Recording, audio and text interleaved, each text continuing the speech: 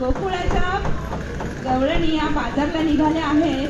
त्यांच्याकडचं ताक, दही, दूध आणि लोणी हे जे इतकं शुद्ध आणि सकस आणि निर्मळ आहे, तेवढीच त्यांची कृष्णावरही भक्ती आहे, प्रेम आहे.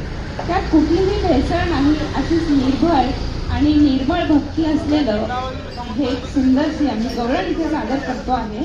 महानंदेने केलेली ही त्याची भक्ती आणि कृष्णावरती तिचे जे प्रेम होतं, माया होतं, त्या भक्तीत ती विलीन होऊन गेली. अतिशय तालबद्ध आणि ठेक्याची आणि खूप मोठा जीवनाचा अर्थ सांगणारी संत एकनाथांची ही गवळण आपण ऐकणार आहोत. बाजाराला विकण्या निघाली, दही दूध लोणी, माझ्या दुधात नाही पाणी.